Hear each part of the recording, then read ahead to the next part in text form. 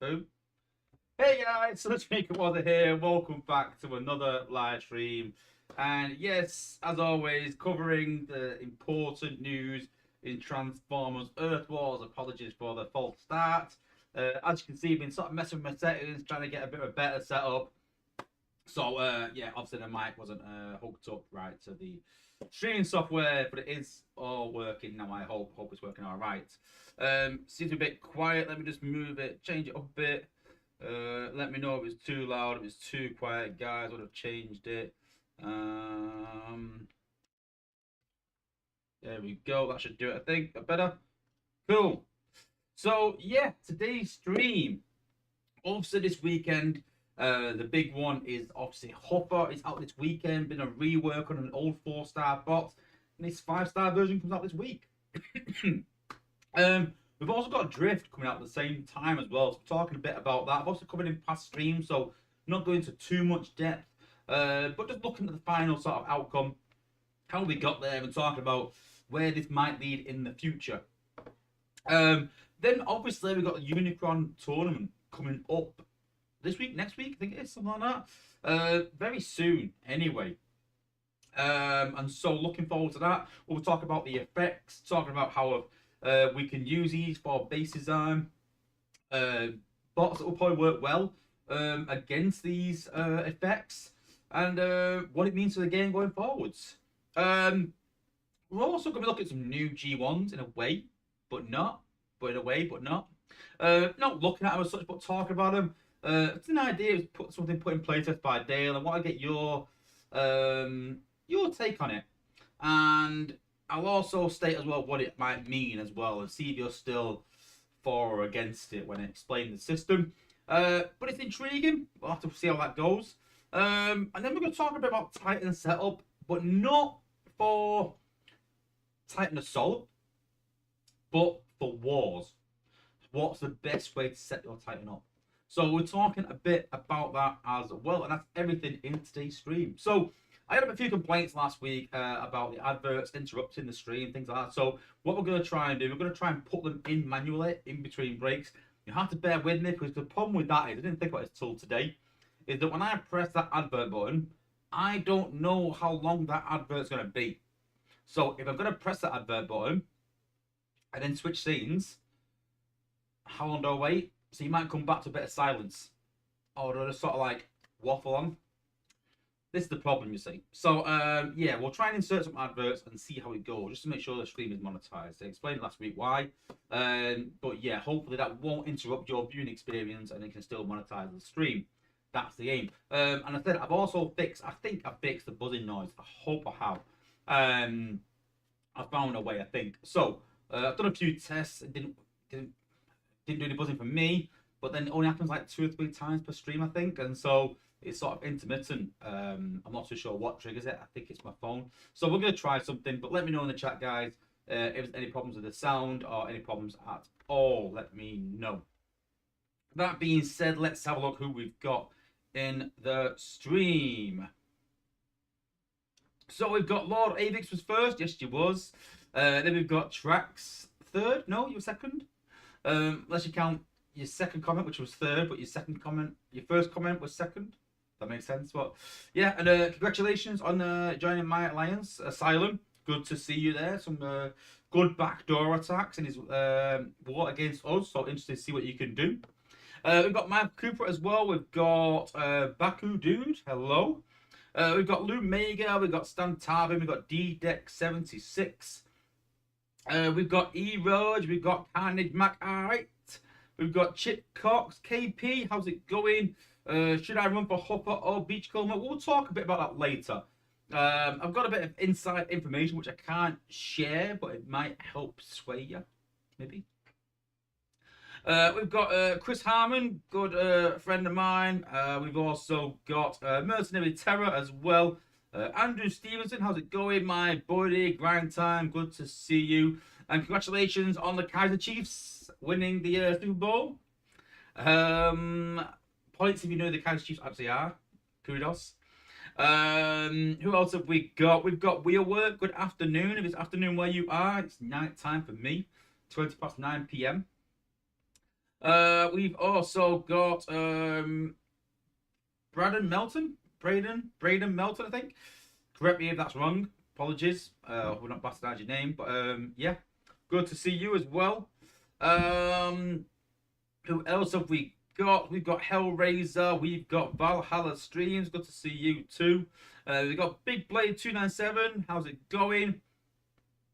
Anyone else? We've got Candyman. We've got Jamie Carpenter, Esco Jose. Dale's in the stream. Thanks, buddy. Appreciate it. We've got Mark Geeson. Hope that's right.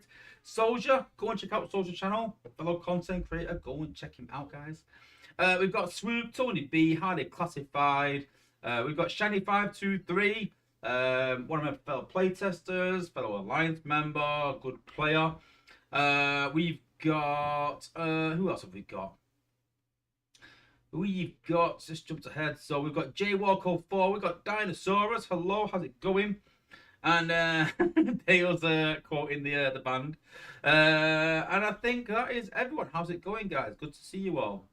So like I said, we're going to try a new method of putting these adverts in. So what we'll do is we'll stick an advert in now, see how that goes, give me some feedback, and then we'll jump on to the news.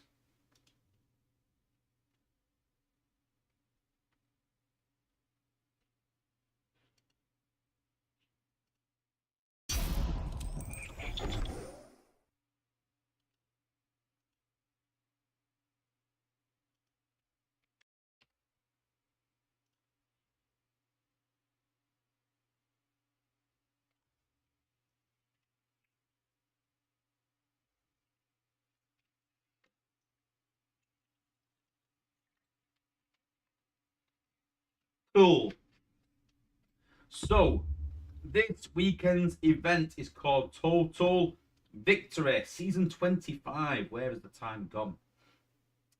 So this weekend's event, as always, not as always, as I said earlier, it's for Huffer and Lockdown. So some very, very old bots. So I did a video on these, oh God, long time ago. Huffer Buffer.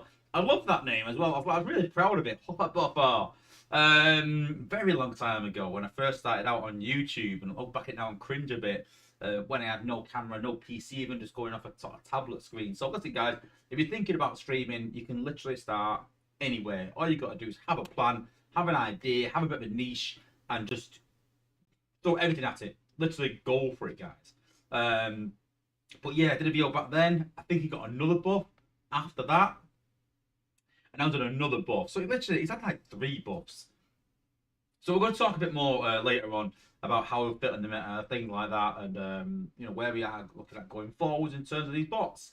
But yeah, good to see them being reworking old bots finally. So rank 7,000 points as a solo challenge to win the 5-star Hopper or Lockdown, or you can get 36.5 and you get 4-star Hopper or Lockdown. I imagine a lot of old school players will have these bots already, but it's good for some new players, I suppose, to try and get the 4-star. There's some good rewards as always, you know, Spark, Combine Spark, 5-star shards. And me personally, I'm probably going to stop at, I was looking at sort of the increments between the 5-star shards. So you got 2,000 points, then you got an extra 1,750 for some more. Then you've got an extra, what is it, 2750? 1750 is it? 1750 for another 5-star shards. Then it jumps to 3k, some more 5-star shards. Then it jumps to 3.5k.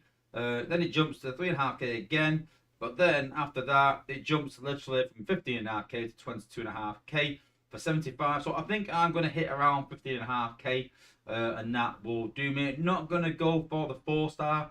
I already have it. What's the point?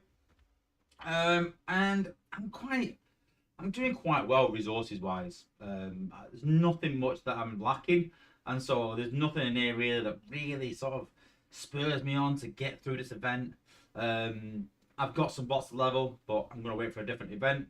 And then the 5-star, again, we'll talk a bit about it later. So I'll talk about why I'm probably not going for it. But we'll talk a bit about that as well. Normal battle zones apply. And then we've got some good screenshots of Hopper. Go and check them out, guys. Thanks to, I presume, Tech for doing these images. I don't know, just guessing. But yeah, obviously, like I said in my previous videos, Hopper's now got 2 abilities. Rupture Beam Laser and a Healing Beam Laser. So similar to Whirl in a sense, has 2 abilities. So pretty cool that we're getting other bots that aren't triple changes getting these. Something a bit, I wouldn't say a bit different, a bit fresh, but something a bit different than what we've actually been getting the norm. So not too fussed. And then we've done some good comparisons between the 4-star and 5-star, so you can see the same cost. The range increases for the 5-star, which is pretty good. A lot of debate in the playtest about that, on whether range should be changed between a 4-star and a 5-star version. And it was literally sort of split down the middle playtest. I'm all for making the 5-star better than a 4-star. I think sometimes there's not much disparity between the two. It's just DPS and health with a bit of ability damage. So I'm all for giving a bit more range as well. It's only a few squares, guys. It's nothing like ridiculous. But I'm all for that. I think it's decent. Obviously more healing, more damage. The glass gas goes from 15 to 30% for the 5-star. And ability 11 damage reduction goes from 20 to 30 as well. They're also going to be releasing 2 G1s as well, which is going to be interesting. The fact there's 2.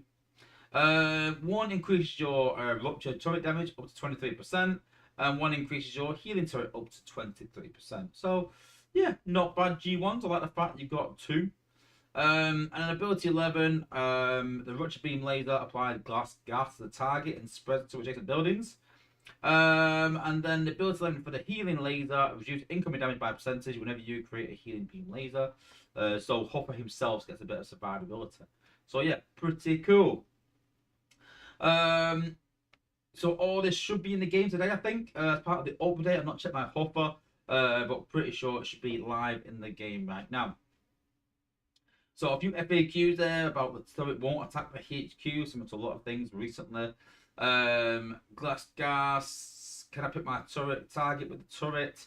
Well, let's go to a closer turret basically, and the healer will just go to. I think there's a. I wasn't sure it was a bug or not, but in testing, it went to the closest bot, which doesn't work. It should go to the bot with the least health in range. I presume that has been fixed. But the outpost, the turret can no longer pop outposts. Don't forget that, guys. It could before. We just sort of said it makes no sense that a turret can pop an outpost.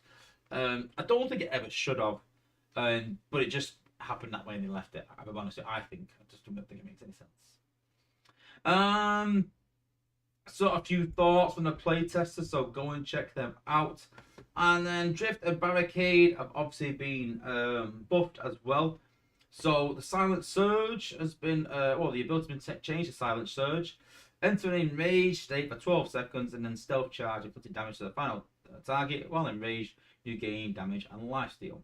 Ability 11 is while in range, you gain damage, lifesteal, attack speed, and movement speed.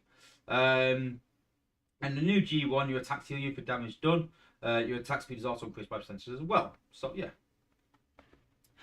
What's next for Legacy? So they've said they're going to do a vote for the next 4-star bot to become a Legacy bot. Who am I guessing? I think sort of 4-star. That's not. It's going to be Slug, isn't it? It literally is going to be Slug and Rampage. We know it is. And then we've also got Nose Cone and Drillhorn's G1, which should be interesting as well. We sort of talked a bit about that in testing, so it's interesting how that comes along. So yeah, we'll wait for that. Then we've got Unicron Championship. So as I said, we will talk a bit about that later. Then for the Cyber Pass, we've obviously got Mixmaster and Jazz. Go and check out your content creators, myself, Freezer Max, Engineer Hoist, and Soldier. I believe Soldier's still in the chat, hopefully. Go and check his channel out, guys. Very polished material. There's a lot of his stuff, and I go, wow, I wish I could do that. Very, very cool. And then we're in week 7. Is it 1, 2, 3, 4, 5? Yeah, week 7 of the saga. No, 6. Sorry, week 6 of the saga. And yes, with the obviously new bots coming in 2 weeks' time, we don't have them in testing yet, so we can't actually physically show them. And like I said, Dale sort of gave me a bit of information which I can't really share yet. It's still top secret, but I can sort of give you my take on it, what I think at least, compared to Hopper, because I know a lot of people deciding which one to go for. Then we've got Community Corner. We've got Barricade, I think. Yeah, Barricade, yeah, and RC, yeah, cool. And then we've got Tex's toy collection. That's not a toy collection. That's a toy collection.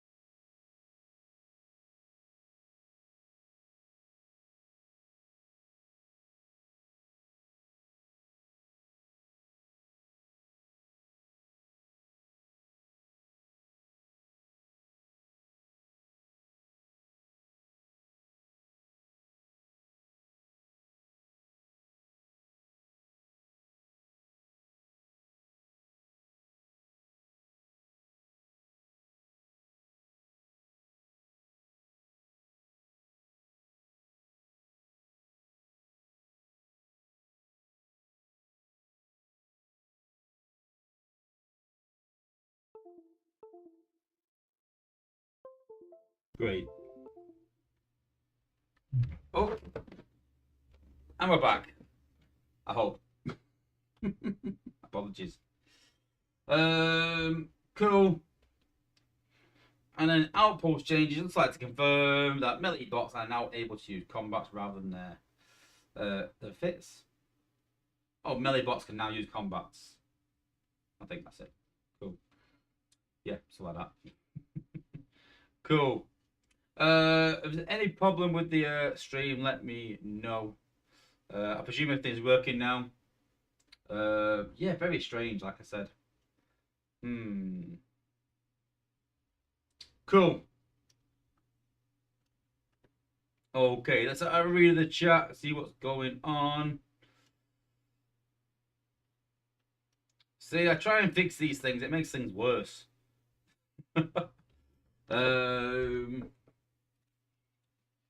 Drinking some Roca-Rola.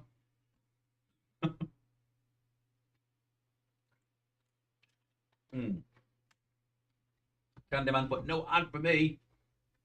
Ah, well. Weird work, but I really wanted Hopper, but of course I have a busy weekend. Sadly happens. What do you think of needing to collect 2 claws for the new 2-1 ability on Hopper and Lockdown? Again, we'll talk about that when we talk about Hopper in a bit.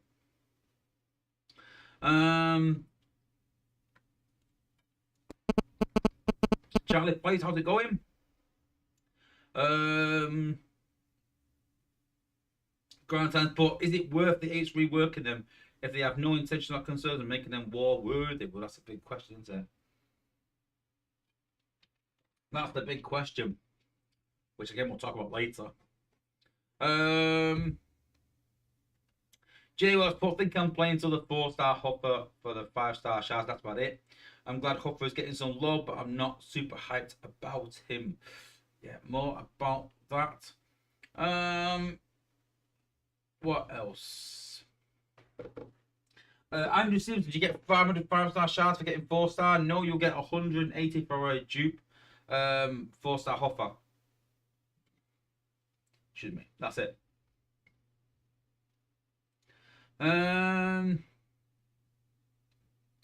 Yep, 180 shards. Grant, I'm disappointed about Drift. Again, we'll talk a bit about that in a bit. Chris Hammond, are you into Scorched Moon? I hope so. That means we're warring against you. Be interesting. Let's have a look. Yeah, well, everyone's saying they didn't see the toy collection. I don't want to mess with my camera again, and then, yeah, let's not.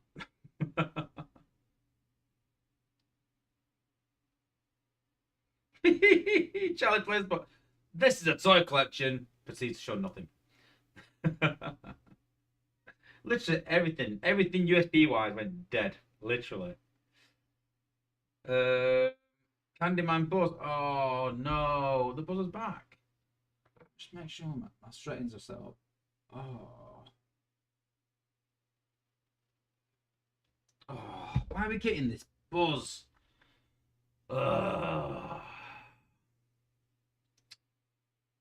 Frustrating. I don't know what it is then. It's not my phone then. If it's that Buzz, it's not my phone. It's something else. I don't know what. Don't know what. Yeah. Well, thanks for letting me know. At least I know it's not that anymore, guys. I had to work something out. Mal Cooper says not heard it, but it's definitely there though. Definitely is. Cool. Right, okay.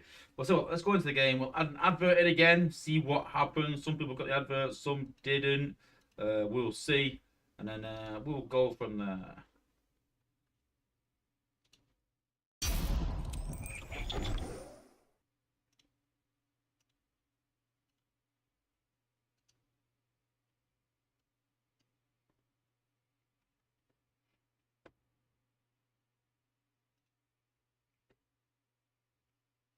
Let me know if you got an advert or not. Out of interest to see how it works and what's going on. Cool. Okay, first let's have a look at Hopper, the sort of finished article as such. I always do this. Let's just go special. Make it easier on ourselves. There we go. So there's Hopper with the ability 11. Like I said, Enerax works really well with him. I don't think I've actually even tried the G1s. I'm not sure I've got the G1s, if I'm honest with you. Let's have a look. I've got the G1s.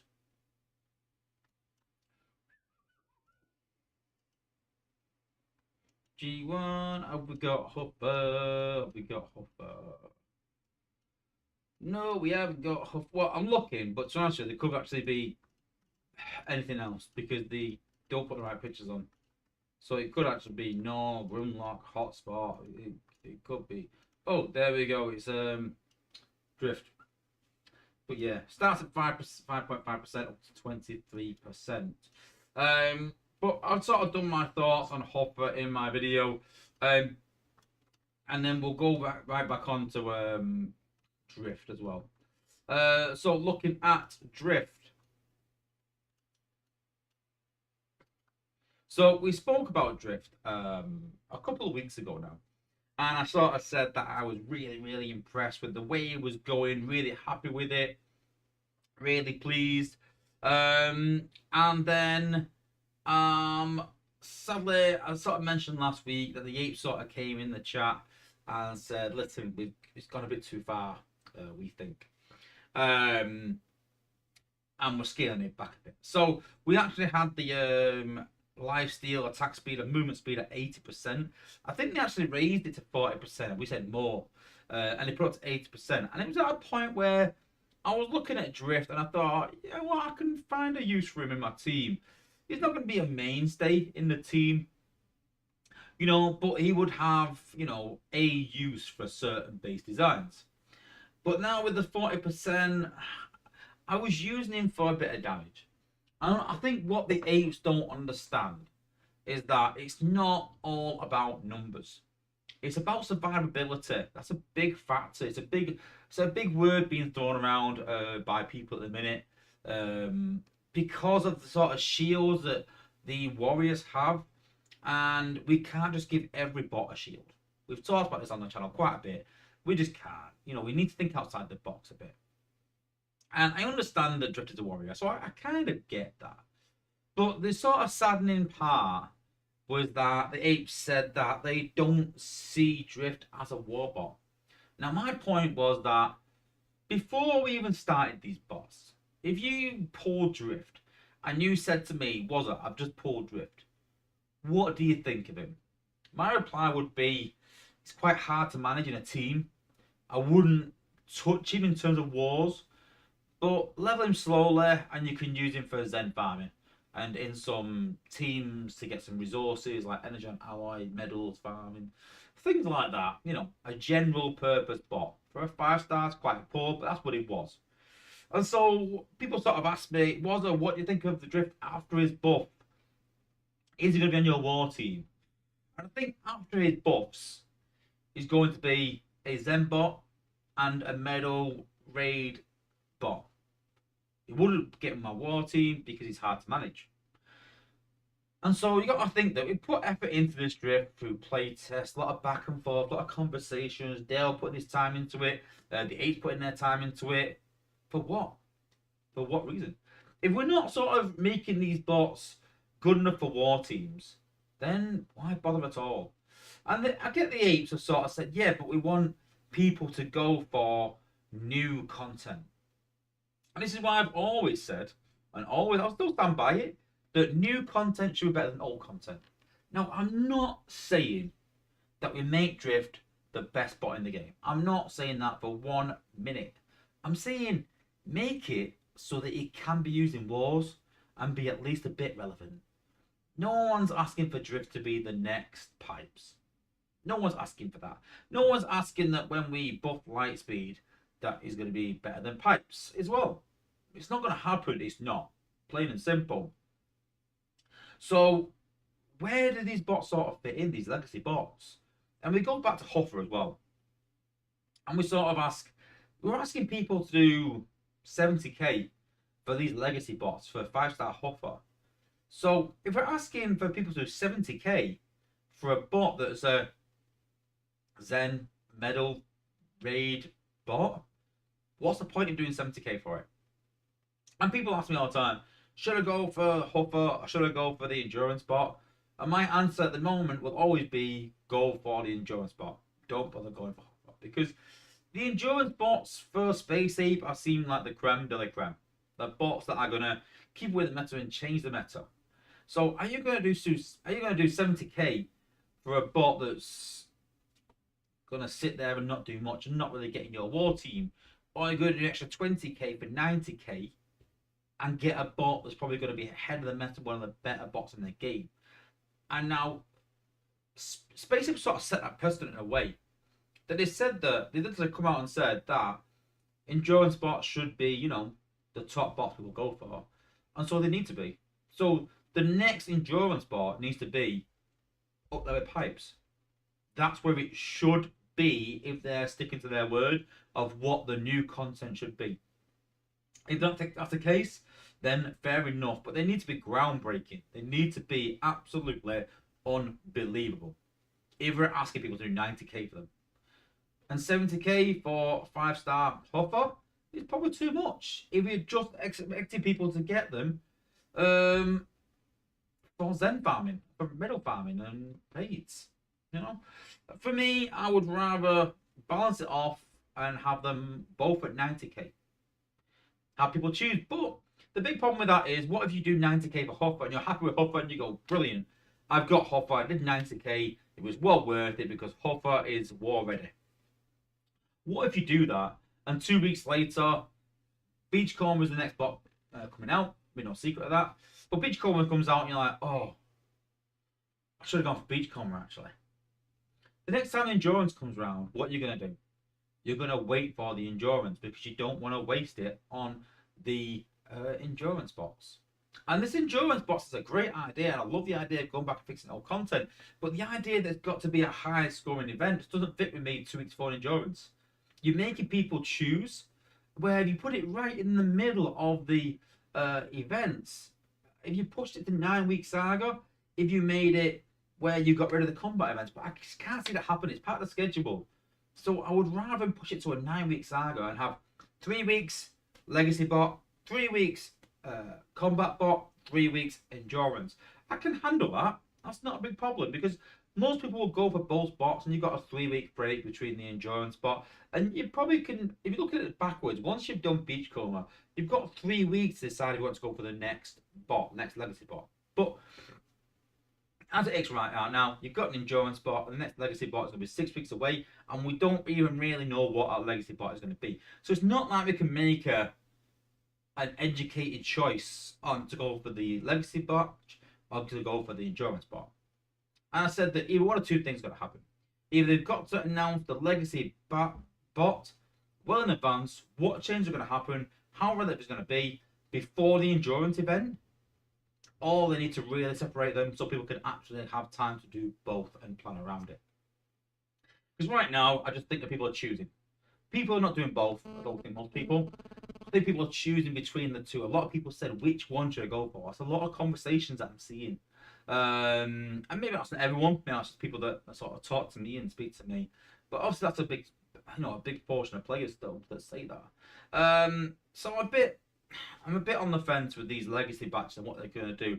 They also mean we're going to run out of 5 stars faster, because the more legacy bots we bring out. So, for example, I said in when the last batch was announced, that, listen, in the next batch, the community vote, it's going to be Slug and Rampage now. It's the next Combiner bot. We're probably going to see Sinner Twin and his counterpart. Can't remember.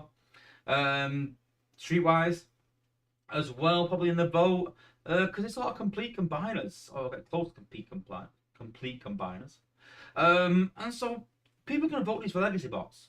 Not because they need an upgrade, it just means they get a 5-star version to complete combiners. And so we're going to find then that the batches will have a bit more of an even vote. But the batches are still going to have them 3 bots in them as a minimum, and the 2 endurance bots. They can't keep doing that because then it'll be like a 3-month waiting list between the endurance bot and the batches. So eventually we'll have to go back to 1 again, which means these 4 bots going in it. I spoke previously about how they're going to actually run out of content in terms of about 18 months. They're no longer going to be able to do 5-star batches because they're going to run out of 4-star bots that aren't 5 stars. And eventually every bot on release is going to be a 5-star. And then what are they going to do then? And I started spoke to Dale. I was like, I'll guarantee you guys haven't thought of this, but I've kind of done the maths a bit. And with 18 months, you're going to run out of batches. I'd have to be interested on what happens then, because when people don't need 5-star shards for 5-star batches, and 5-star batches are no more, imagine that. Imagine this game without 5-star batches. It would be crazy. But it's going to happen eventually. It is. Unless they speed up the production of bots, which they can't do either. They're already stretched as it is. So where do we do then? What we're going to do with 5-star shards? What we're going to do with the most premium resource in the game, probably, that has no use really anymore, apart from giving ranks to bots. No 5-star batches. No, it's going to be strange. Literally, I'm so big part of the game that I can't even. I can normally look at something and go, this is a good solution, and I really can't look at that and think this is the solution when people are no longer pulling 5-star batches from shards. And so bots are only going to be available in endurance, and by the time you've got 5, it's every 6 months you'll have 1 batch of 5 endurance bots. And so those people that are doing endurances won't be able to get any more 5 stars. That's it. Very strange. And still getting the endurance bots 6 months after they come out, but even then the last bot would have come out a week before that. So just really weird. It's going to be really, really strange. I'm not sure how they're going to do it. But yeah, it's a lot up in the air. Dale said they're going to speak about it behind the scenes. And so I think it's kind of a case of you're damned if you do and you're damned if you don't. If you make new content really, really relevant and you make people do 90k, fine. But you are going to bring new content to compete with endurances. You are, naturally. And so if you don't choose to do that, then the legacy batches are kind of irrelevant and you're just sort of speeding up the time to run out of content. So I don't think you can win either way with this, really. It's a great idea for Dale. But I really thought that these legacy batches was to get current 5 stars and improve them to be more relevant in the game. And Space Tape sort of said that, oh, we don't make any money off that. I was like, you do. Do you know how many people buy crystals to chase 5 stars? Not that many. But do you know how many people level 5-star bots? Jesus. Everyone I know will spend a bit of money probably to level bots. You know, like Drift. I level Drift to 60. It's costing money to do that.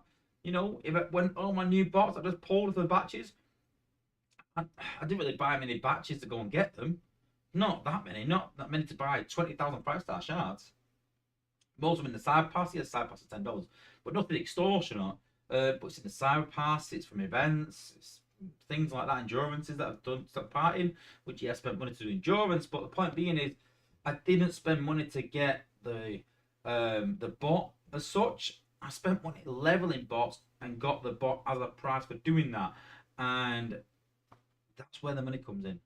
The big money is leveling bots, not chasing bots. I don't think you understand that. And so by making these bots that we've even currently got at a really low level where people are going, I'm not using that. Yeah, some people will level up the hell of it. Grind time. But some of us will not and leave it at level 50. And those that have, the likes of Scattershot, First Aid, Optimal, Primal, just sat there in level 50, 53, something like that, not doing much.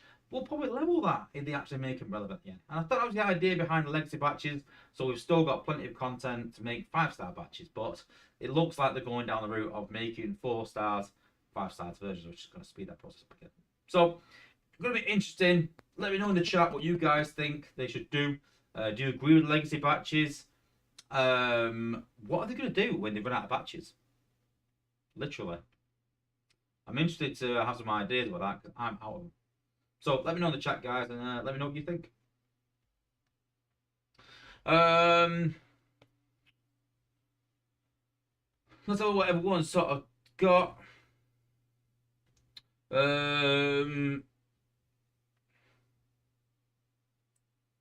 Mark Cooper's put should be a warbot, period. Yeah, give them more options, yeah. Jaywalk, I used it from Wars a long time ago. I doubt it anymore, though. Yeah, that's it, grind time. Drift from a farm bot to a better farm bot. That's it. I don't see people investing in it. Imagine a world where bots are good enough so you can have 4 or 5 war teams. I think because of lack of combats, that'll never happen unless you're going to start switching combats, which costs a lot. Charlie Players put new content should either be on par and different with old content or better. It doesn't have to be insanely better, but if not, just as good, then it's a step backwards. I'm calling next weapon will be a shield. Hope not. Mario Zambiano's put the endurance bots suck. On the whole, yeah. Volcanic spot, I don't think they hit the bar or not needing a combat. Not changing how I use Drift. He was my first 5-star. I don't see a change in how I use him. Make Legacy 50k Berserk's put. Yeah, maybe. Mario Zambiano's put the only way they will listen if you don't run the endurance and show no interest. They're more interested in Legacy. They will look at that instead. True, probably. Yeah, Charlie Plays a good point. This is what we said in playtest. All bots can Zen 15, Zen in Zone 15. Different from doing Zone 15 to doing Zone 15 slightly faster. That's exactly it. He's not going to, by investing in Drift and leveling him now, it's not going to get you anything different than what you were getting before. You're not going to get to Zone 16 with Drift. It's not going to happen. So it's still a Zone 15 farm bot, which he was when he was before he was buffed. Tony Beat, they say that, but Leo Prime isn't warbot at all. Another good point, exactly. So I tried pushing Leo Prime and he sort of said no, we're sort of at a point where this is the maximum he can go to. And he's not a warbot, not really, I don't think. Not unless there's something crazy coming. Also, you are muted. I don't think so. Am I? Surely not. Some of the endurance bots have also been below the mark lately. Yep, true. Make them at least war relevant for now. Lumega's put for the upcoming 3.0. Don't expect them to withstand HQ 19. Yeah, well, you would think endurance bots are ready for HQ 18. Phase 3, what they're up to. You'd think so. You'd think they'd have a bit of 4 and say, listen, this is what we're going to do for HQ 8, phase 18.3. This bot will help with that. You would think that. You'd think. Jay was put that he uses Leo on his war team. What? Let me know what league you're in. and what star level he is, and what level he is that you're using him in. Just out of interest.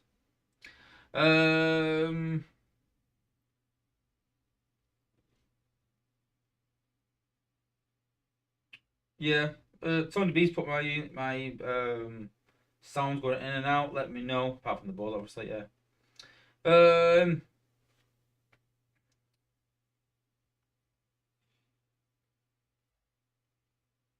Yeah, well, Volcanicus put this drip will be better at 3+1 if sticking at 40%. It gets a bit spammy at +1, though, doesn't it? I get a bit worried about that with the. I said that to Dale. I said that the problem with Pipes is not Pipes himself. It's not just that. It's the cost. I think if Pipes was 3+3, then I think that he wouldn't be as powerful as 3+1. You know, to go 3, 4, 5, 6 ability points, that's still cheap. Where to go 3, 6, 9, 12, 15, that gets expensive pretty fast. I think the problem is the cost, not just the effect. Big Blaze put, what even is Beachcomber in his class? Not a clue right now. Oh yeah, LJ Gaz put, no, City Twin and Streetwise, otherwise that's going to lose out. Cut, don't need the 5-star. Both Streetwise. Both Streetwise. No idea of what class Beachcomber will be yet. If Beachcomber was a good design, they would be telling us about it. I think they are scrambling. Oh, it's really good and they're struggling to get it right. I hope Beachcomber is paired with a con who is buggy like Jaguar. Yeah, it's him. I can't remember actually. No, it's someone I've ever heard of actually. Like, what the hell is that? They'll make a new top war league and that uses 5-star shards that costs a few. See ya. I'll be gone. Beachcomber ability, Peace Man. Turns defense to his side. Or defenses in range, target that defense instead. Maybe. What else? Charlie Plays has put other games do 6 stars by upgrading 5 stars. I know we already have ranks, but this would bring something more than basic changes. We already have 6 stars in the game. We do. We do. A 5-star was what, level 60, level ability 10, maxed out. We now have ability 11. We now got G1s. We now got captain ranks. We've pretty much got 6 stars in the game. Pretty much it. So eventually, 5-star shell will probably just be used to rank up your current 5 stars, which is all well and good, but you'll never get more bots. You've only got the bots that you've got and endurance bots, and that'll be it. Imagine not having like that anticipation of a new patch coming out and pulling and seeing that gacha of what bot you'll get. Imagine not having that. It'd be very strange. Yeah, so the V's got a good point there. If we don't have bots at level, we won't do either team or individual endurance. I mean, it's a very good point. And I said this to the A because I don't even understand this, that we don't just do it to get the bot. We take advantage of getting that bot to level bots we've already got. So if you've got bots that you want to level, you're going to go, you know what, I've got these bots. And that's exactly what I want to do for the next endurance. I've got all my new pools, you know, that I'm sort of leveling up. I've got Swoop, I've got Tiger Hawk, I've got Whirl, I've got Topspin to level. I really want to level them for. It's a lot of bots to level. I'm not going to do that on a 10k event. I'm not really going to go for a Huffer. I might as well make use of it and go for a bot that I maybe want. That's the opportunity, endurance. You've got 90k, you can smash it out, and you can level some bots. That is literally it. Like, literally the plan. Mario Zambiano's put, well, I agree with Legacy and I run more in Legacy than Endurance per point. I hope they see more people run, which puts pressure on Endurance to do better. Maybe. Trying to put my 5-star scattershot at level 68 SA9. Oh my days, what are you doing? Tracks to support, yeah, the Apes need to quit being all about money and well, you gotta think the game needs to make money. You've got to think that, and I'm all for that. I'm all for that. But they've got to find ways that I've always said there's value for money. Value for money. You know, if I'm not going to spend $100, I want to be leveling loads of bots for $100. You know, and get a new 5-star out of it as well. Yeah, fine, no problem. I'm all for that. You know, put money back into the game to keep it surviving. No problem at all. It needs to make money. No problem. But ranks, things like that, you know, Titan Assault, even Titans, you know, all these sort of things that have come out over the last 2 years. And that's why the H, when they talk about new game modes, I'm not super excited. I'm not on here going, oh, I can't wait for these new game modes. I'm actually kind of dreading it a bit.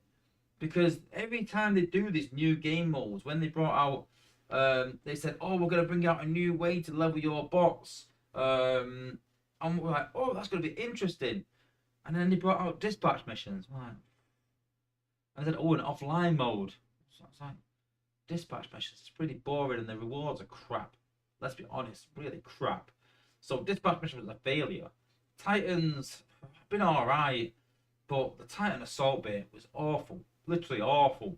Not a good idea. The Alliance HQ is solicitor just brain numbing. Just donate, donate, donate, donate. Just really, really awful. I don't think raids really smashed it out the park. Obviously, elimination mode, people hardly even do that nowadays. But they only do it because they want the Zen, not because they actually enjoy doing it. It's just so many game modes that have failed in this game. So many things that have failed. Even drone spots have failed over the last year.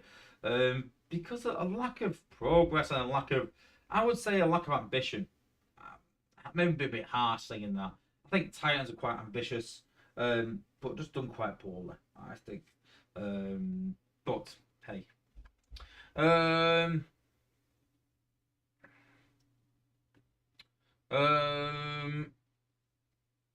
Yeah, Traxxas put on for the It's making money, but they need to give back as well. Yeah.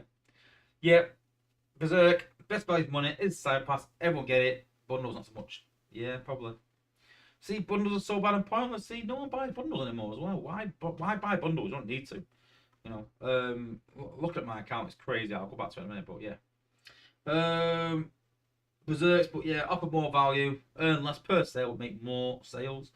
Yeah, volumes are always more important for me. In my business, we talk about volumes a lot. It's not just all about money, it's about volumes. If you can increase your volumes, the profit will come. Plain and simple. You're better having an extra 1,000 people spend $1 than that one person spending $10,000 or $1,000, say, and then quitting the game. You've lost $1,000.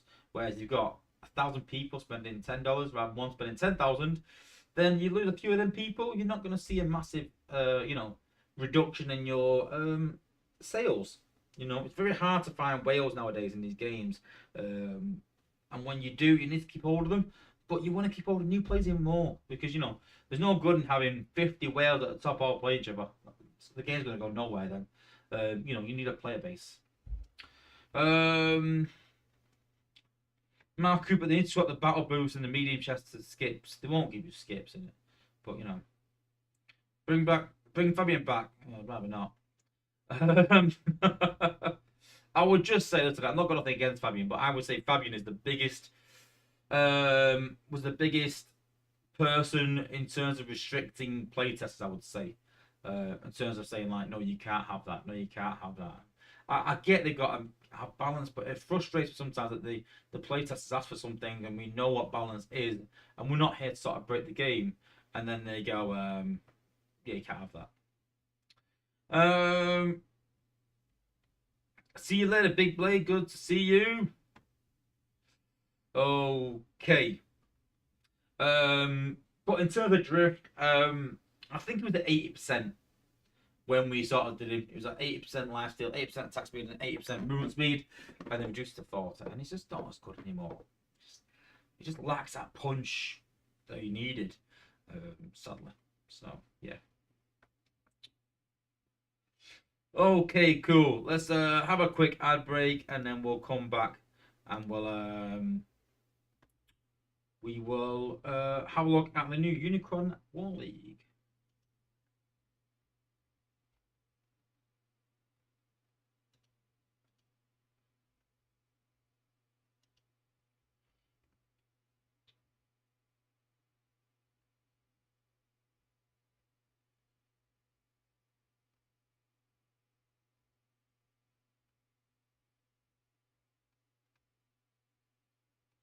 So here are the No.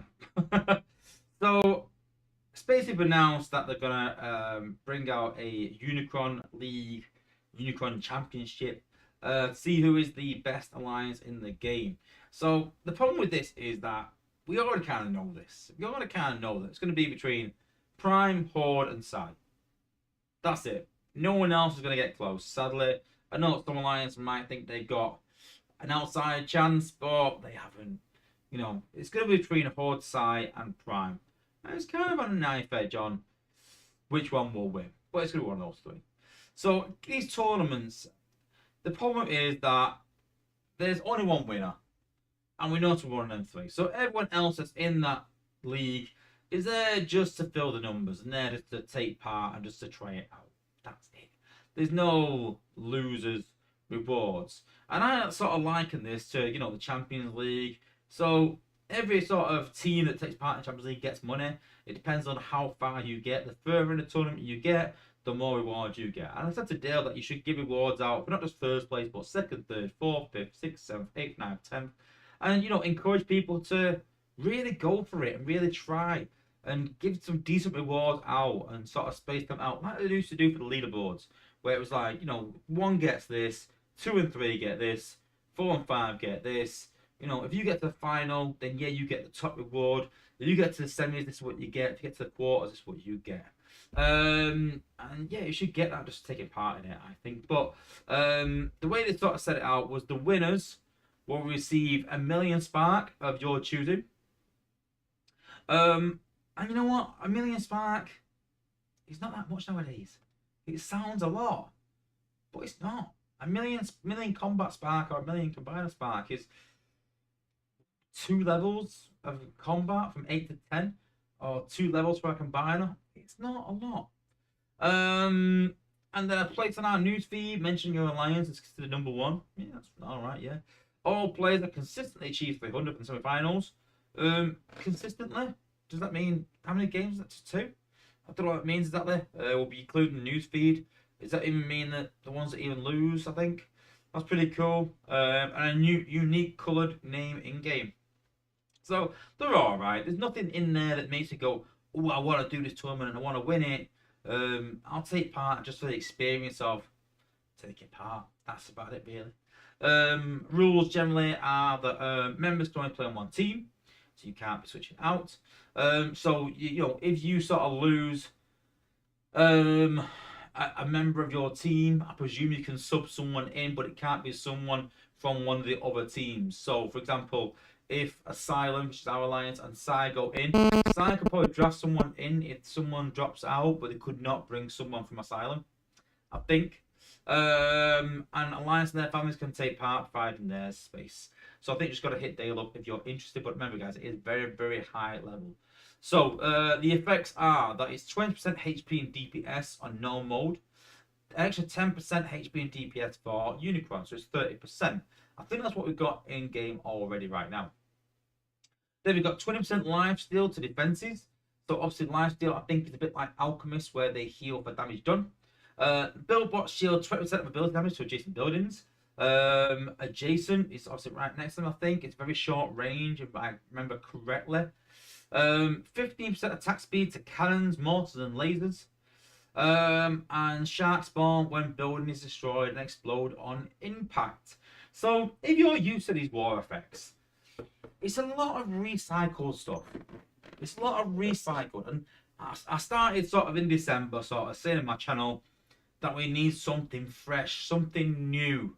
And for me, I thought that this was the start of Space 8 testing for the next HQ18 phase.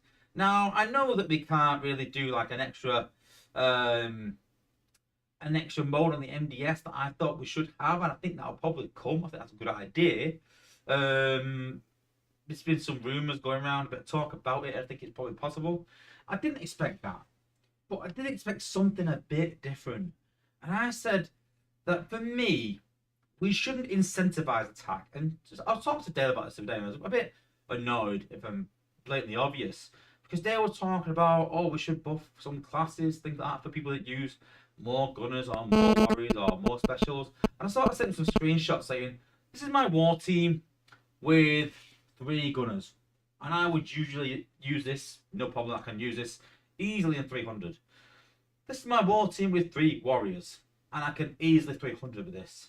Here's my war team with 3 air class bots, and I can easily 300 with this. Here's my war team with 3 special bots, and I can easily 300 with this. So we can sort of take advantage of that, and it makes the game easier. And I said, why are we focusing on attack? Attack is massively overpowered right now. We need to focus on defense and make defense harder, and make people realize that HQ 18, the next phase, is coming, and give us an insight into what's coming. And I said that for me, build bots, when they were sort of designed, when we were talking about these in playtest and actually designing them, the idea was that it would force people into utilizing different bots for different layouts of bases and different designs. And I feel like when we were balancing it, we talked about the lack of bots that people had. And this was a long time ago. When build bots come out, you're talking 3 years ago. And I think most top players that had about 15 5-stars, maybe. I'm talking top decent players, you know. Had like 15, 20 5-stars at most. And so we said, you know, it's not really fair that you're making people not be able to use their war team. And so we said, listen, build bots need to be lower health, easy to take out, so that you can still use some of your bots that you've invested in. That was a few years ago. Now, most top players now have like 45 stars at a decent level, probably more. And I'm talking about myself there.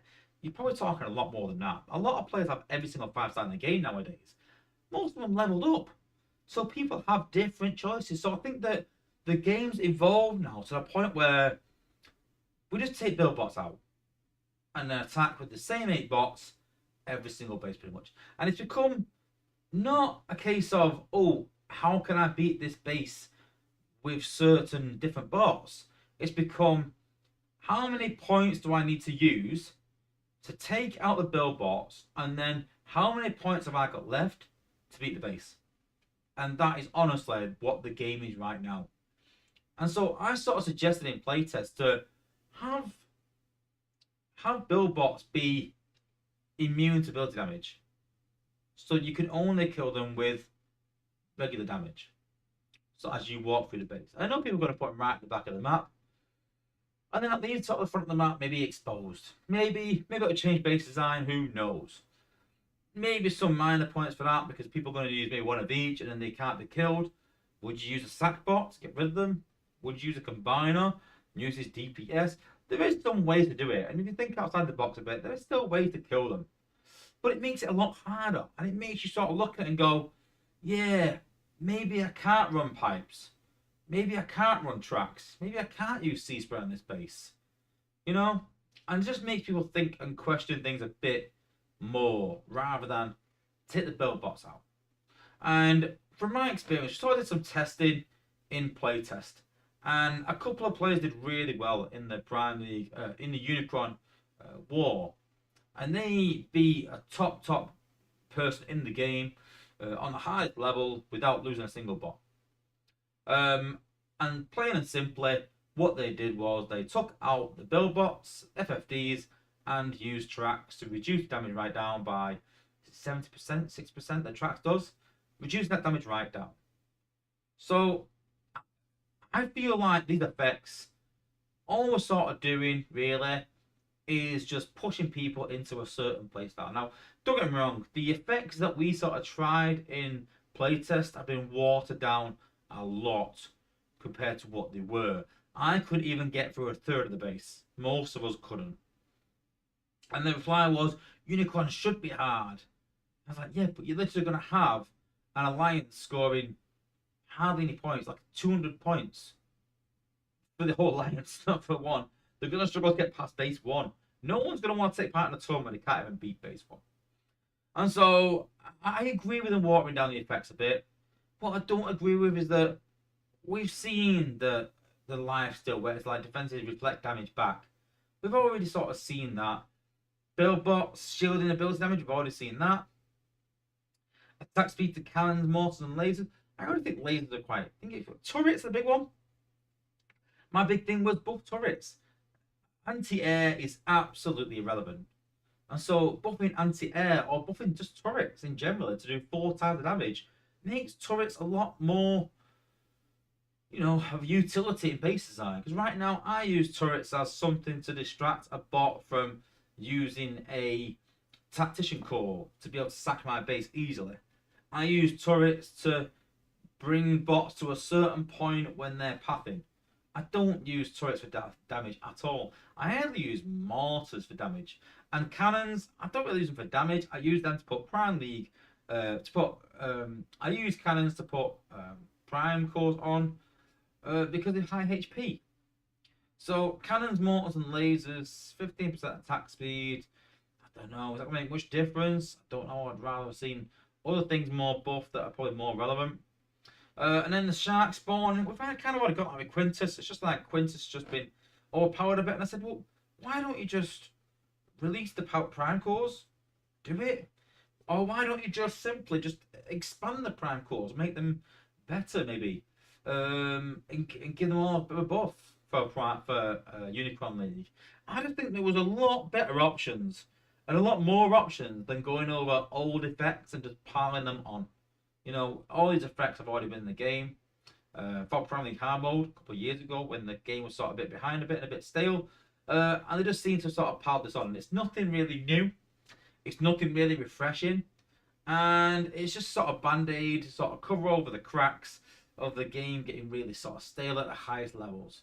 And I imagine this league will be done in a few weeks. And then we'll be back to the boredom of Prime League hard mode. But the only thing is, obviously, last year we sort of said to Yanis, couldn't be the year before that. You know, what are we sort of doing? It's like, so I've got a plan. We're doing a war rework. And everyone's like, oh, yes. Not like a year ago. I just think that, I don't think it takes a year to do something like this. I could be wrong. It could be because they're waiting for the UI to come out before they do it. Maybe. But it doesn't take a year. Listen, I'm not saying for 1 minute he snaps his fingers and it's done. I'm not saying that, but a whole year to work on one thing, a war rework, I don't know. I just think that's very low on their priorities and it's very high on the player priorities. And that's the problem. We really put this highly, as in, like, you know, how wars are important to us. I think without wars, this game is probably gone. The game is probably dead and buried. Wars are the absolute pinnacle for this game. What determines if you're a good player or not for most. And I think that it's how you are judged and how you are sort of put into brackets as a player on what level you can war at and what your score is. And that's what determines how good a player you are in this game. And so when that game mode is actually stale, it's probably the most important game mode to keep fresh. And I think just doing a Unicron League and piling old effects on is not the way to keep something that's so important in the game fresh. So, yeah, good luck to everyone that's taking part, though. Hope you enjoy it. Good luck. We'll obviously be following the wars and sort of do some updates. And I'll give you my sort of lowdown on the effects, and we'll go from there and see what it is. So, good luck to everyone. Hope you enjoy it.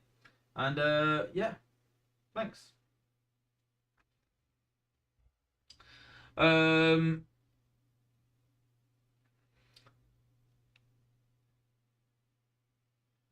Yeah, whereas I put bracket the prizes. Yeah.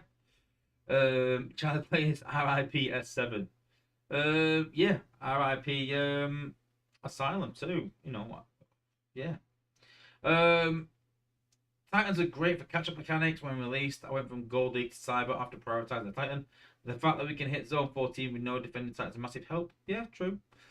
Tony B wants unicorn special skins for participating. Okay. As Gloss don't not 1 million spots, please donation to your Alliance HQ. I can hear the irony, or the sarcasm. Sorry, I can hear the sarcasm coming through. To be fair, once we get everyone on 300, I'm thinking of doing a 20-man war team, so all 8 have competent players. Good luck with that, Dale. Having 20-man war teams, cutting the licenses in half. Not the best idea. Do a tournament for all leagues. Sadly, it's done manually. It's not something done in the game, which it should do, I think. But it's done manually, so they can't. Um,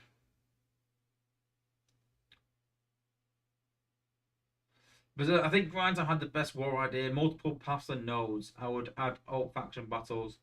Bigger rewards. Was that Grindhouse idea of mine? I don't know. Grindhouse we can claim. I'll give it.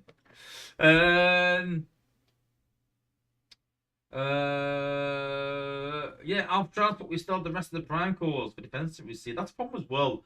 We'll literally get all these effects put on, and we'll get the Prime Cores, and everyone say it's too hard. Just release the Prime Cores first, then upgrade the MDS, and maybe Billbots after that, or the Spider-Mans, or whatever. And you know, we can sort of do it, and then add war effects after that, maybe. We can sort of do it in baby steps and going like, we seem to go like, I noticed that they've sort of slowed it down, the HQ18 phases, but they're still sort of doing this sort of regular updates every 4 to 6 months. They're going, wait a year, boom.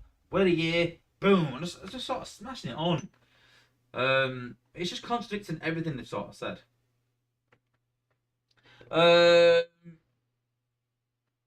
Yeah, Billbots are paying for regular squads. Yeah, when you're middle farming, yeah, I understand that. But obviously, wards you can scout, so yeah. Billbots are all silver bullets, which eventually lead to stagnation in design, making them resistant to effects, not turn effects off. Add more variety of Billbots, maybe.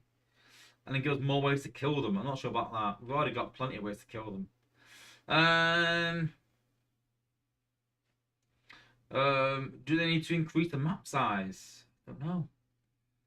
Maybe. I think it is getting very crowded, that map. I do think so. Do we need more walls? Is there not? Do they need to increase the map size and add walls? Because walls are really relevant right now. Walls are not even used as walls. If you said to me walls in a game, I would say they're there to slow people down. But our walls are literally just used just to make people walk in a line. You know, they're more like hedges than walls. It's more like maze hedges. I would not call them walls one bit. Roaming drone billbots. Not sure how to work, I don't know. Interesting though. It would really make sure you really go pay attention. Interesting. Cool. Okay. Let's do a quick advert again. I want to see how, because people saying they've not seen the advert, so quick advert and then we'll crack on with the next subject.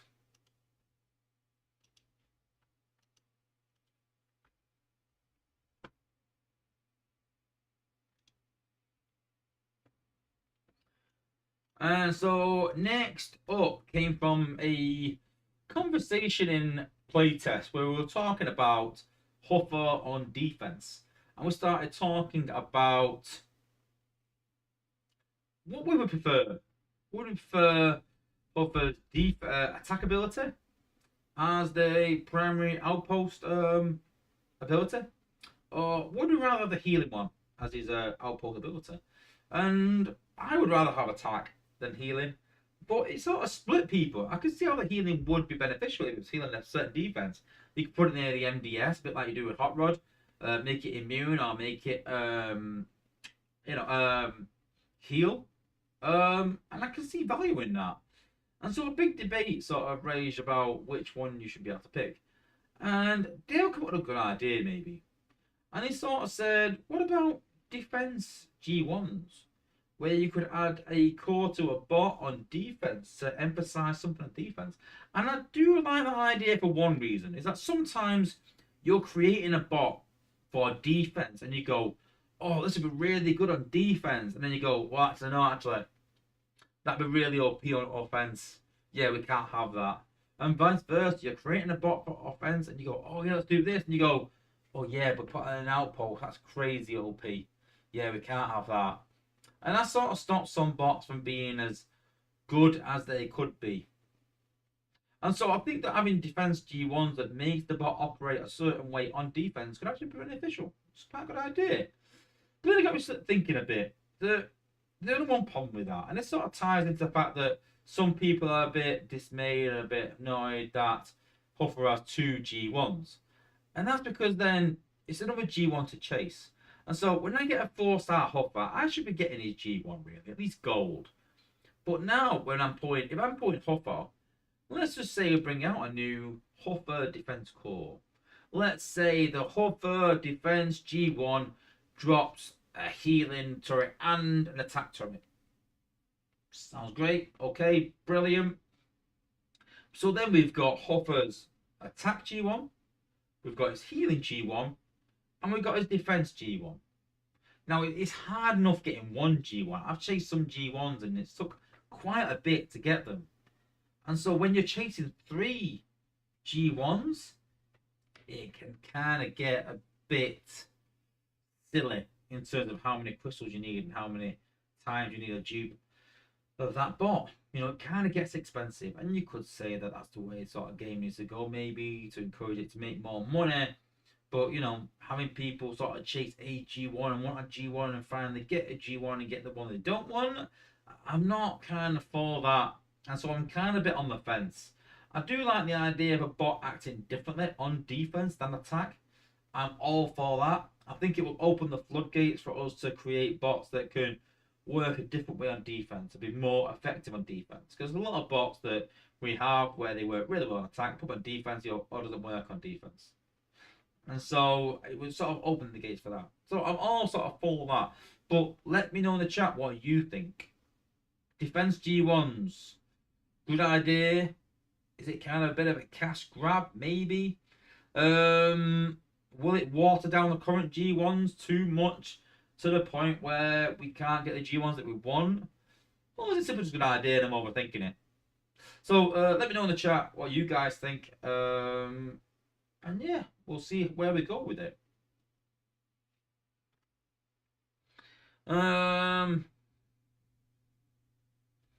Just on the last point, Grant has put make walls indestructible. Well, I don't think we could do that, because then I think they would just make a big circle with an opening and bots walk through it, and then they can't get through it. That's the problem. Just remember that sometimes you might have a good idea, and when you really think how it can be, I always think like this, how it can be manipulated to be, you know, bad in a way. And always think like that, especially in testing, especially when balancing new bots. Always think how it can be manipulated to a benefit. And go from there. Candyman's bot make wall spray acid, of course. Give him a shield as well. Hey, let's go the whole hog, eh? Trying to play the fucking wall shield. There you go. And then acid sprinkle to the MDS. Has acid gone though? I know for a long time, like, acid. And now I'm like, I don't use acid anymore. I use obviously I also use the acid combats, but not for the acid one. Bash break I don't use for the acid. That makes sense. I use it for the damage that it does and things like that. A nightstick for the damage and the healing rather than the acid. So, Zambiano, can you show Huff? I want a second. Let me just go through the chat and I'll do a quick show anyway. I've done a video on it. Go check the video. I've realised. And the show went in and out pulse effect to the normal G1 cores. Yeah, good point. That's got Hottie maybe. But when would you want some to work with a G1 in a core? I don't know. That's not a bad idea though. Maybe to add it into the bots, especially the new bots. Maybe I don't know. It's hard enough to get a G1 specific core already. G1s are okay, but they should be taking a bot from good to great. So this is the big talking point as well for me. And I don't like to side with the apes often, but I kind of have to with this. And the problem is that balancing G1s is literally impossible. Literally. I know people are going like, well, not really. Just take a bot and get an amazing G1. Okay, so let's say that we're talking, say, percentages, right? If we take a bot to 60%, that's where it is, and the G1 takes it to 100, okay? If you haven't got the G1, that bot's 60%. It's pretty crud. Is that right? That when you get a bot, it's only 6% complete? What do you think? Is that right? And you might go, no, of course not. It should be higher than that. All right, okay. Let's say it's 80% complete, but now the G1 only adds 20%. The G1's not so good anymore. It's only giving it 20% extra. But you're still only getting 80% out of the bot. So do we give the bot 90% at 100? Give it 90%. So it's nearly almost how it should operate. And then you're chasing a G1 for only 10%. You're like, well, why am I chasing a G1 just for that? So they can't win either way. Either the bot is not good enough and they're making you chase extra content to complete it, and people complain, or the G1s are not very good because people have complained and they don't want people just chasing G1s and thinking they need G1s to complete it. It should be just giving that bot something extra. And so, literally, G1s are impossible to balance. And I kind of agree on Spacey on that. That they can't win. And so, there's no right or wrong answer, guys. I'm not saying that there should be 60% and G1 should be 40%.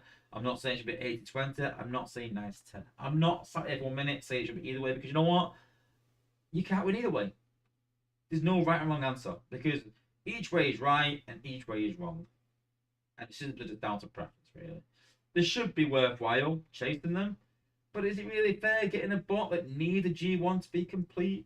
Personally, I've said that these new endurance bots, they shouldn't need ability level in a G1. They should be brought out at 7-10, and whatever the apes are thinking they should have, they should come out at 7-10 like that. Forget the G1, forget the ability level. They should come out like that. And then at a later date, if that bot falls away from the meta, they can give it ability 11, they can give it a G1 core, they can do what they want with it to make it come back in the meta again. But once you bring out a bot with ability 11, with a G1, it's kind of hard to balance it after that. That's going to bring out some new content you have to chase as well. And then you kind of get, is that really fair after you've already chased a G1 and got the ability 11, competed in endurance and everything else that comes with it to level the bot? So, again, they're kind of stuck between a hot rock and a hard place when it comes to G1s.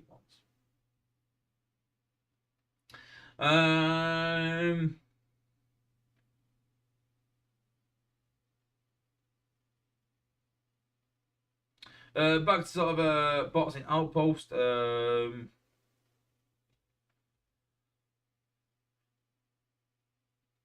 words, wall cores. Wall cores, Jesus. I like the idea of wall cores in a way, but not the idea of all them signs on every single wall. I'm not feeling that.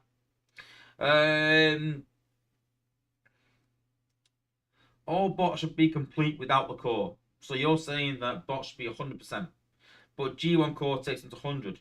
Well, then they're not complete then. If the G1 core takes 100, then the bot's not complete. The bot's at 80 or 90%, but they're near complete. But then the G1 is only 10%. But we've literally got people in the chat saying that the bot should be 0 and G1 100, so G1 should be amazing. That's what I mean. You literally cannot win. And Traxxas put the bot should be 100%, G1 10%. Well, you can't. You can't literally do that. You can't, because that makes them OP. That makes where they're literally OP and they're more powerful than they should be. I'm talking about where the ceiling is. The ceiling is 100%. You can't go past 100%. You literally can't, because then you're going to break the game. So where at that point do you put the G1? At what percent should that G1 be to make that bot 100%? And I'll guarantee that everyone in the chat will put something different. Because some people don't want to chase G1, people just want the bot. Some people want to chase G1s. Some people don't think it's fair. Again, you could sit here forever talking about it. Grand fans put wall cores could just change the walls colour or something. Well, then we've got the sort of, you could, yeah, no reason. But then there's obviously spent all this money on making the walls coloured like the Titan. I just can't see them doing that. Unless they change the style of them, maybe, depending on the core you put on or something. Or just put 1 or 2 cores on and it changes all your walls. I don't know. I don't think walls need to be relevant for a start. Let's start with that, eh? Let's make walls at least work. Make walls work. That's going to be my phrase now for a long time. Make walls work. Oh my god. I can't believe we just come up with that. Make walls work. Jesus. Is that what we've come to? Trying to make walls work and relevant in the game. Trying to make walls relevant in a base building game. Jesus. Sorry. Blasphemy. I just shake my head sometimes some of the things in this game. The fact that walls are not relevant is madness for me. But hey. But base design is kind of irrelevant right now. Honestly. So I've been trying so those that know me quite well, especially my alliances, I like to change my base up constantly. every week I will literally change my base because I will either tweak current design because someone beat it in an easy way and I'm thinking there's a bit of a hole there, um, or I will just change it completely because I don't really like it. And lately, no matter what I've done, I know people are going to go, well, maybe you're just rubbish at designing bases, Wozza. But I'm quite good at designing bases. I'm not no expert, you know. The guys are a lot better than me in this game. But I'm quite good. I know pathing. I understand placement. I understand certain bots can take advantage of certain things and sort of avoiding that. Bots that are in the meta. Um, and which core choices and where to put them, things like that. I do understand base design. I do design my own bases. Sometimes I look at other people's bases, edit them, change them to benefit me in a different way. Maybe I've attacked that base and I go, well, I found a hole in it and an easy way to beat it, so I need to change that and make that less of a hole. So we have certain ways we can sort of change base design. But I've literally tried every single base design going. I've tried new designs, I've tried old designs, I've tried implementing current designs and changing it. I've tried old designs and changing it. I've tried something totally different. I've tried some crazy things even. And literally, no matter what I try, it's easily beaten with no combiner by most people. And I think it's a point in the game where no matter what base design you really do, it's just too easy, and I cannot wait for the next phase of the HQ. I just think that for someone, there are people in this game that enjoy leveling bots, like grind time. There are people in this game that just enjoy collecting bots. That's it. And there's even people in this game, believe it or not, that just like building bases and try to create difficult bases for people to try and beat and sort of playing their hand and going, well, try and beat this. This is my design. And eventually people will. You know, but I just think we're past that right now. We're at a point where no matter what anyone designs, people will find an easy way to beat it. And the question is it because defense is too easy? Is it because we've got too many options? Is it because we've kind of covered all the bases no matter what people do, we can swap bots out? I would probably say that if then people started changing bots, but they don't, people just use the same 8 bots regardless. So I don't actually think that. I just think it's far too easy.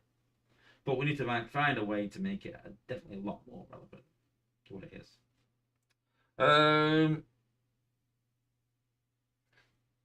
Reserves for open up base copying to everyone. Well, you can just copy a base. That's what I do. I do agree base design should be easier. You should be able to copy someone's base and then edit it, but that feature's not there.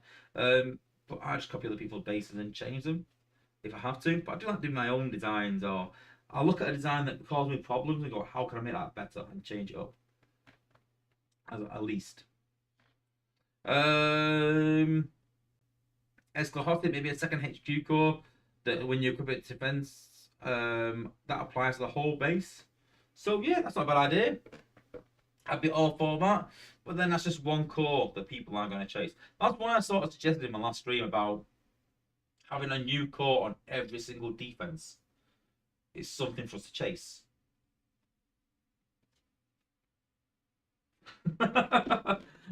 You know, the more things we can chase, the more money we're going to spend, the more revenue space they make, and the more the game keeps going. You know, we still go back to the game needs to make money and how can we do that, but you know, it gives a good value at least, putting everything on a single defense, giving it a bit of a lease of life maybe. So yeah. Blade, make walls electrify and make walls do damage. I'm not for that. So maybe the question is this: probably hard mode is too easy for a small group of people. Maybe 8 wall team, but then a bunch of alliances get to friendly hard mode and cannot score 1 in arcade. There's a pretty big gap. How do we even fix? Well, there's a very simple solution for this, but people don't like the solution, and that's the. This is how I like. This is how I put it out there. That is like saying, not a lot of people can afford Ferraris. How do we make Ferraris more affordable for people? Well, they don't. They don't have Ferraris. They go and get a less car because they can't afford Ferraris. Why should everyone have a Ferrari? It's kind of like an inclusion thing of like everyone must have a Ferrari. No, Not everyone has a Ferrari. Not everyone can afford a Ferrari. Not everyone should have a Ferrari. Because all of a sudden then Ferraris become less special. You know, if you want a Ferrari, go and earn a Ferrari. Other than that, be happy with every car you've got. There's nothing wrong with having a lesser car than that. But that's your car. You know, I don't think I have to have a Ferrari when I look out my window. I would like a Ferrari, don't get me wrong. But it's far beyond my, beyond my price range. And I'm happy with that and I accept that. And that's that. I've got a decent car, but I don't need a Ferrari. So why should everyone have a Ferrari? I don't understand that mentality of, oh, people get annoyed with Prime League. Well, don't play in Prime League then. Play in Cyber. If your level is Cyber, then play in Cyber. If your level is Prime League, good luck to you. Play in Prime League. You know what I really detest? These sort of like participation trophies that everyone should be treated equal. Everyone should have an equal chance. No, they shouldn't. Sadly, it's not realistic in life. It's not realistic in games. You know, you get what you put in. If you're the best player in the game, you get to play that level and get the rewards that come with it. If you're not and you don't invest as much as other people, well then don't play that level. It literally is that simple. You know, the winners should get what they get, simple as that, and losers shouldn't. So I'm not calling people losers. What I mean is that if you're playing at Cybertron level, you get reward for Cybertron level because that is your level. That's it. If you're in Prime League, play in Prime League. It literally is that simple, honestly. But what happens is people feel that they need to be in Prime League or they have to be in Prime League because of the rewards and they want to be in Prime League. Right, fine. Well, then don't complain. Go and play in Prime League, that's fine. But if you lose, stop complaining. If you can't beat Prime League because that's your choice, ultimately.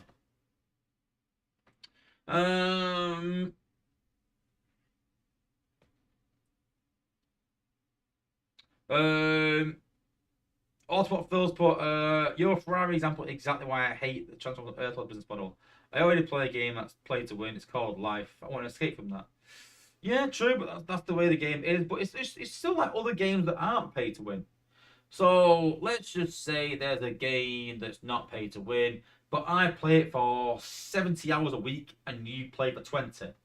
Why should you play at my level when you can't and get the same rewards? If I play for 70 hours a week and I put all the effort in and I'm really good at the game and you play for 20 hours a week and not as good as me, then you shouldn't get the same rewards as me because you're not going to be as good as me. Does that make sense? It's not all about the money. It's about the level you play at. And yes, money's a big point. Just some Earth Wars, sadly, that's the way these games are. I do agree. It's not ideal, but that's the way they make their money. But, it's just, another way of sort of saying that, different people should play at different levels. That's that. Regardless of money, put that aside, people play at different levels. Yeah, Charlie players put you don't need to spend. We've got a chance with Earth Wars, but we don't need to make it easier so everyone gets their participation 300. Yeah, true. War should be ×5 across the board. Yeah, I do agree that the rewards aren't good enough. I do agree with that. And current win rewards are the lose rewards. It incentivizes participation while winners will win more. Yeah, but then you've got to think about the economy. The amount of spark you will get is ridiculous. So maybe not. I'll try and keep socialism out of the game. It shouldn't be pay to win. It's okay to pay to go faster. I know, yeah, but that's the way it is. Basically, paying in this game is for convenience and patience. Should be. Yeah, also Phil, but I'm with you on rewarding time and effort. Just don't like the paywalls. Yeah, I know it is what it is. Sadly, we're all suckers though. Yeah. But yeah, when I sort of say the Ferrari thing, I don't look at someone with a Ferrari and go, it's not fair that he has a Ferrari. I look and go, fair. You know what? I'm not gonna lie. Actually, no, it depends, right? So if you've got a guy that's worked for that and made his own business and things like that and got a Ferrari, even YouTubers that have put a lot of effort in, like Mr. Beast say, he's been doing silly stuff. Good luck to him. Fair enough, no problem. But when you have obviously kids riding around in daddy's Ferrari, I'm like, you've not even earned that. You're not done a day's work in your life, probably. So yeah, obviously it depends. For those that have earned that Ferrari, I don't look at them and go, oh my god, I'm so envious. I think, good luck to the guy. He's worked hard for that. He earns his rewards. Escalhosta, yeah, know your place and stay in your lane. Yeah, honestly, that is pretty much it. Honestly, harsh as it sounds, yeah. Listen, if you want to be at a higher place, go and be at a higher place. Go and compete at a higher place. Don't just stand there and moan about it. It's in your hands, literally. And I teach my kids this at sort of football. I'm saying, listen, if you want to go and be the best player in the team, then go and be the best player in the team and go and put the most effort in. If you're still putting the most effort in and not, then you need to get better. Go and practice even more. You know, don't stand there and whinge that other people are better than you. Go and aspire to be better than them and go and be better than them. And if you can never be that, then that's just fate. Sadly, you never will be. You can't sort of muck and complain because someone else is. You know. Michael Q was put, you got a Ferrari 5-star sort of balance in the cyber store. Yeah, good luck to you. You want to go spend $100 on that? Good luck to you.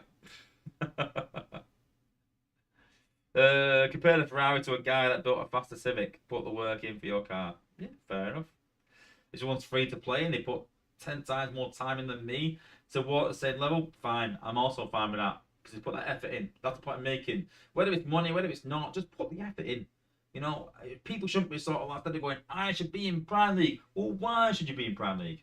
Why should you? You tell me why you should be in Prime League. Have you put more effort in than 80%, 90% of the players in the game? And are you at a level now where you're battling with the pay-to-win players? Fair enough. If that is the case, fair enough. But if you're putting the same time as me in, but I'm paying more money, then obviously you're going to benefit more rewards and benefit more from that. You know, get to that level. Don't just sort of stamp your feet and saying, I should be at this level. Well, then go and be at that level. You know, that's the point I'm making. I don't know. Well, isn't that pay to win? I've seen some unnamed whales attack Uni League. Cool. So let's go to our main account. We'll stick another advert in. I want to watch this back and see what happens. Let me know if we get an advert.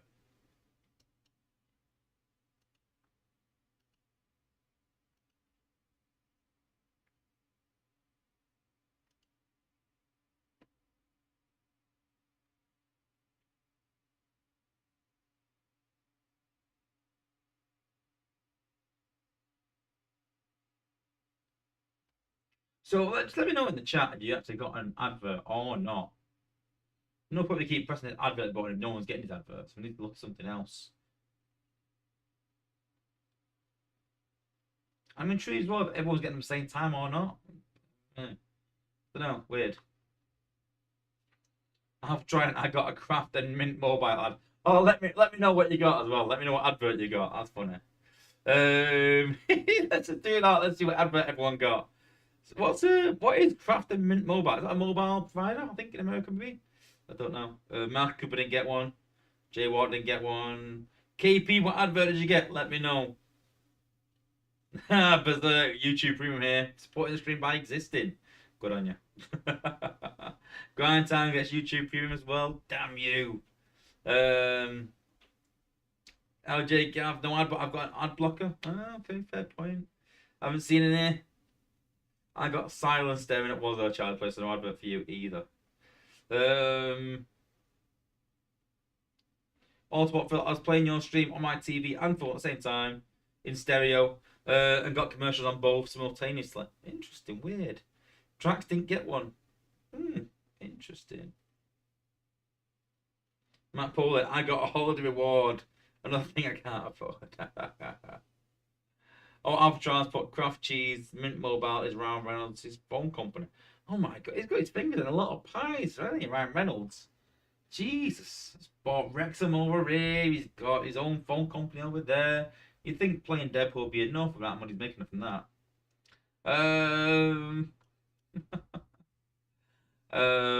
Grand Theft Auto, I'd like to see how many players have bought the Sword of Balance. Oh god. Be interesting, wouldn't it? I bet it isn't many. I bet. Yeah. I bet it isn't many at all. Cool. Oops. Okay, so I thought I'd talk a bit about Titans.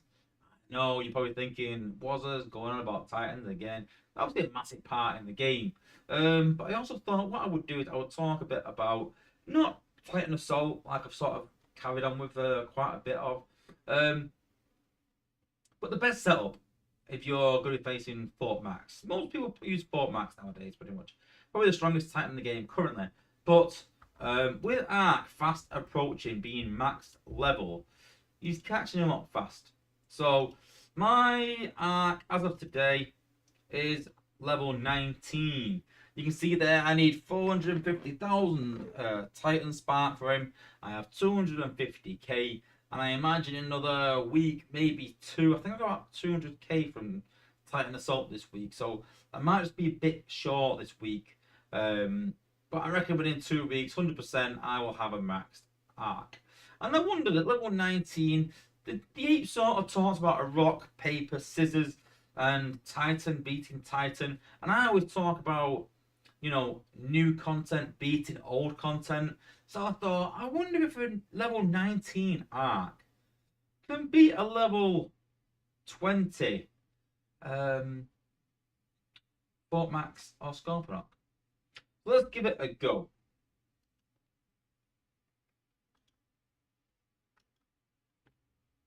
So let's just going to pick my commander for no other reason than he is the commander. So you would expect him to have a strong base and a maxed out Titan, well set up and things like that, because he's been the commander for quite a while. So we're going to attack it. We're going to let them both just crack on and see which one wins the battle.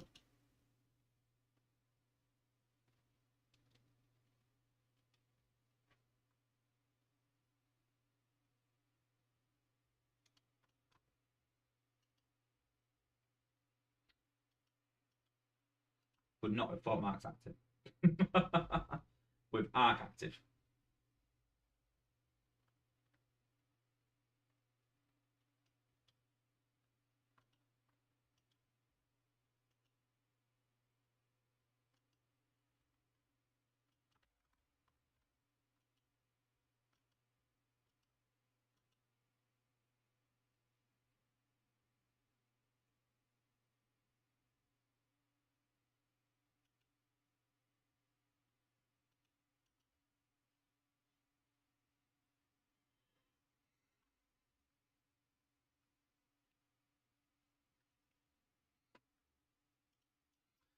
So here we go. Ark versus Scorponok. Primary hard mode. I trust Stallion to have a well set up Scorponok defense. I've set my Ark up to try and beat him. Let's give it a go. So drop Topspin just to start the battle. Topspin will die. And then we'll concentrate on the Titans. Just going to fast forward the Titans. So you see there we sort of do the first bit of damage. Like I said, level 19. So Scorponok's going to catch up quite quickly.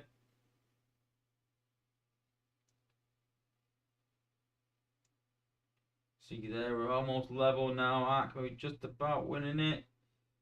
Scorponok just short on health, and you can see there that the Ark just about beat Scorponok, using no abilities on him at level 19 with the setup as follows.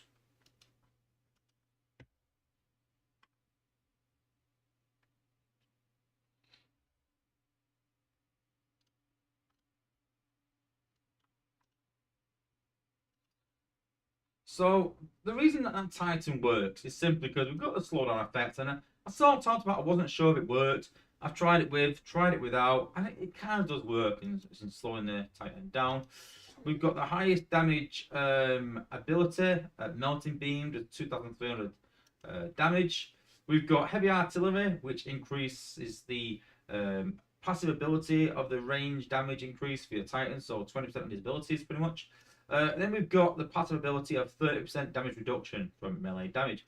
So we're protecting ourselves from melee damage, increasing our damage, got the highest damage, and we're slowing down their Titan. And all those things sort of go hand in hand to help you defend the other Titan. But there's one ability that this Titan has that I think is a must have. Must have. And that's Essence Drive. So Drive boosts your bot's regular and ability damage by 6.5%, plus the Crazed Essence perk, which we'll look at in a minute, when their HP is 50% and over. So when your bots are at full health, they all get a 6.5% increase in ability damage and DPS. So if we go back to the tech tree, so the Crazed Essence perk gives an extra 2.5% to Essence Drive.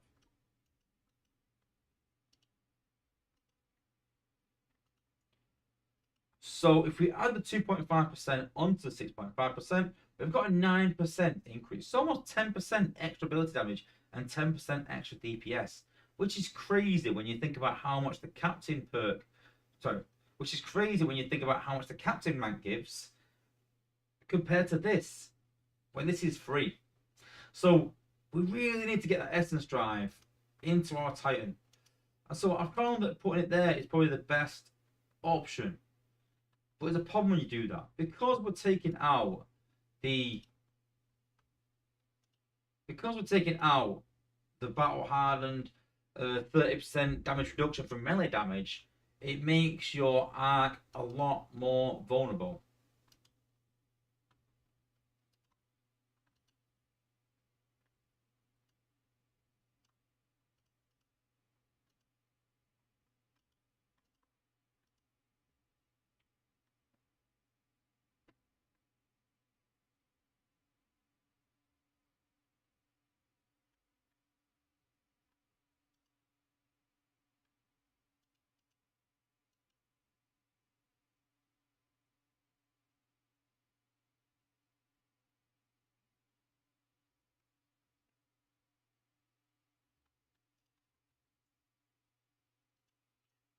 So let's try again, as always, again, Ark versus Scorpion. But now we've got the Crazed Essence perk in to help our boss. Let's see how he survives now without the battle hardened melee damage reduction.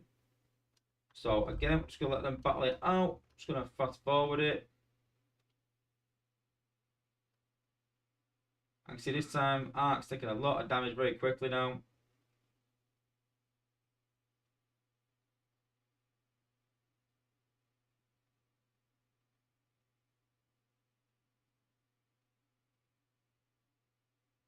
And you see there, this time, Scorponok has just about won. So you would say, well, why would you even have that perk on? Well, there's a simple solution to this. And that's, you've got to think that we're just fast forwarding the battle there. We're not really putting any focus on the Titan. We're not using the abilities. So you would normally use the abilities on the base in some way. But if you want that Crazed Essence perk, you've literally just got to use one or two of your abilities on the opposite Titan.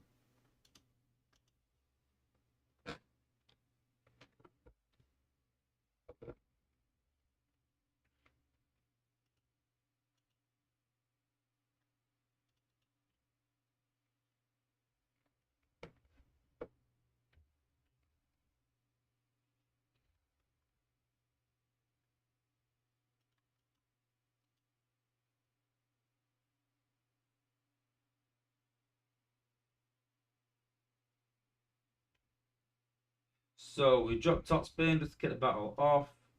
So we are going to fast forward. Don't forget we've got the Crazed Essence perk, which gives our bots a 9% increase in DPS and ability damage. What we're going to do this time though is we're going to use our ability on Scorponok, put that acid down. Does a decent amount of damage. Let them fight it out with one ability. Let's see how it goes. Are we going to win this one with one ability? And there we go. We've won. So, generally, you've basically got a choice. Do you want to use no abilities on the opposite Titan and use all your abilities on the base? You've got a large area of acid to put on the base. Or do you want to use the Crazed Essence perk? Give your bots a 9% increase in ability damage and DPS, and then use one of those abilities on the opposite Titan to win the battle again. But don't forget, it's still level 19, which is what we're currently at maxed right now. Next week is level 20.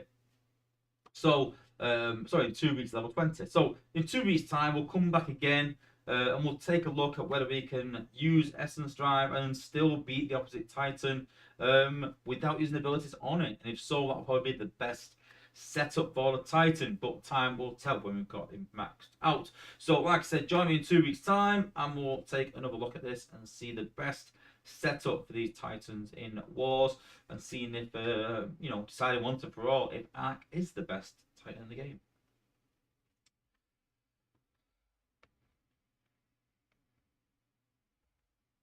Berserk, but how long until the 4-star piece comes out? Not a clue. Wouldn't even guess. Not a clue. Couldn't even tell you. But I am going to use my my Titan in Wars, I think. Probably not in Tracked Wars for the time being. Might stick with Fort Mac's been using that play recently. But yeah, definitely a 20 I'm going to be using him. But he's dealing 8,000 acid damage to target in the center and 3.5k around. So would be good for Billbots still. Does more damage in the area. Whereas if we look at Fort Mac's ability, yeah, 9,994 that's damage to your target and 4,000 damage to nearby targets of 6 seconds. So yeah, and then 9,036. So yeah, they all do the same sort of thing in an area really. So I don't think it matters who you choose really. They're all going to beat Billbots, but it's just a matter of who beats who, I suppose. So I think I might take Ark. I don't know. Maybe on defense because using abilities all on absolute combine of them, won't I? So I'm not too sure I'll be able to beat it. But I want to do some wars with Essence, the Essence drive, and see if it makes a difference to my ability damage and see if it can take certain things out. So I know there's some bots out there that can't take out a cannon, say, and can't do a certain thing like Jetfire can't take out a shield gen. I wonder if you got the Essence perk. I wonder if Jetfire can take out a shield gen. That'd be interesting. It'd be a lot cheaper than using Rogue Buster and a lot more effective, maybe. Something to try for next week, maybe, I think. Matt Bowler, when the Ark is max, please try to test against Metroplex so we can see it there. Really is a proper effect. As claimed by the apes. Definitely will do. Definitely. How come only Metro resistant perk gets a buff in the tech tree? What do you mean? So look, I don't know what you mean there.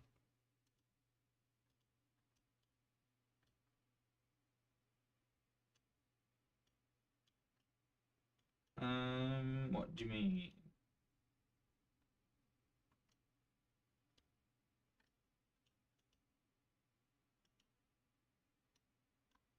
Don't know what you mean.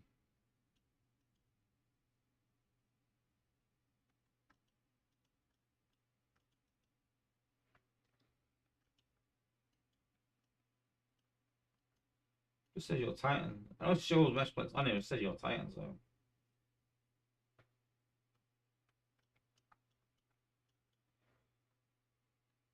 Don't know. Fire resistance, you mean?